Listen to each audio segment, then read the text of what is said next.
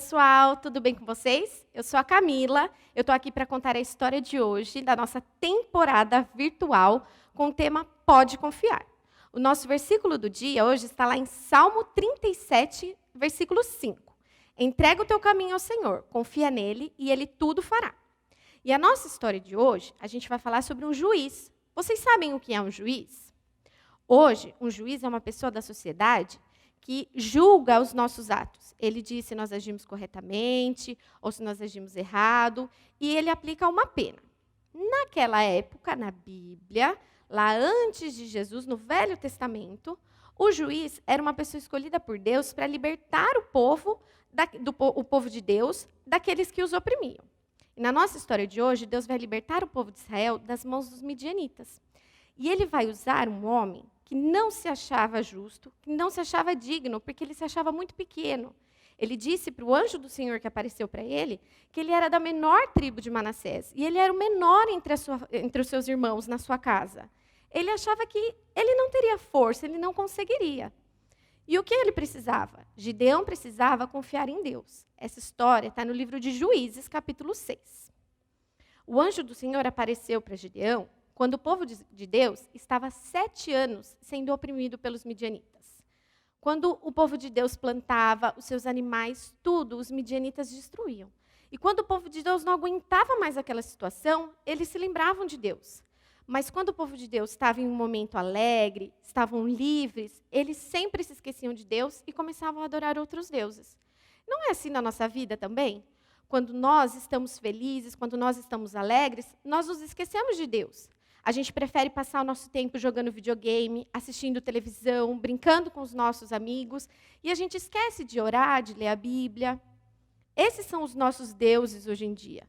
Mas quando nós estamos passando por alguma dificuldade, quando nós estamos com medo, ou quando nós estamos tristes, nesses momentos nós nos lembramos de Deus. E o povo de Israel era exatamente assim. Fazia 7 anos eles já estavam desesperados e clamavam por libertação. Então, um anjo do Senhor apareceu para Gideão e disse que seria das mãos dele que Deus libertaria o povo de Israel. Gideão não se convenceu. Ele tinha muito medo. Mas o anjo do Senhor deu uma missão para ele.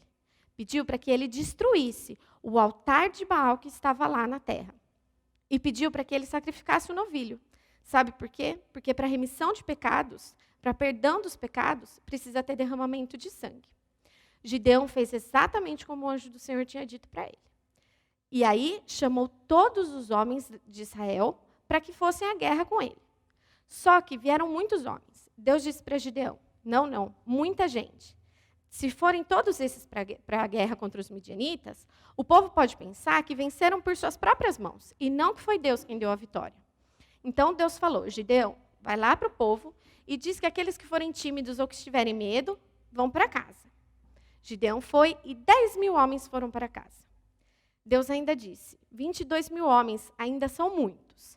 Gideão, você vai descer com eles para o lago e vai dizer para eles beberem água. Aqueles que eu disserem que vão com você, esses irão com você. E os que eu disserem, mande para casa, você mandará embora. Gideão ficou com aqueles que beberam a água do lago, trazendo a água até a boca. E aqueles que abaixaram para beber a água direto do lago, Gideão mandou embora. E assim ficaram 300 homens, apenas 300. Gideão ainda precisava de uma prova, ele ainda não confiava que seria nas mãos dele. Então ele pediu para que Deus, no dia seguinte, ele iria colocar um novelo de lã durante a noite, e que no dia seguinte esse novelo de lã estivesse cheio de orvalho, todo molhado, e a grama ao redor estivesse seca. E assim Deus fez. O novelo de lã estava todo molhado e a grama seca. Gideão pediu mais uma prova de que ele libertaria o povo de Israel. Seria o contrário. A grama estaria molhada e o novelo de lã seco. E assim se fez. Isso deu forças para Gideão. Gideão ficou confiante que seria nas mãos dele, que Deus daria vitória ao povo de Israel. Então ele chamou os 300 homens. Deus disse para ele: Gideão, eu vou te dar mais uma prova de que a vitória é sua. Pegue o seu servo Pura e desça até o acampamento dos midianitas. Descendo com seu servo, o Gideão ouviu 2 guerreiros midianitas conversando. E um deles estava contando o seu sonho, tinha sonhado que um pão de cevada derrubava todo o acampamento dos midianitas. E aquele que estava ouvindo o sonho disse: é Gideão. O povo de Israel, Deus está enviando Gideão para nos destruir. Aquilo deu tanta força para Gideão. Gideão voltou, dividiu seus 300 homens em 3 comitivas, entregou para cada um jarro e uma trombeta. E assim, nessas 3 comitivas, eles desceram até o acampamento dos midianitas. Os guerreiros midianitas eram muitos, incontáveis. E Gideão só tinha os seus 300 homens. Mas sabe o que tinha lutando por Gideão? Deus. E o que eles tiveram que fazer?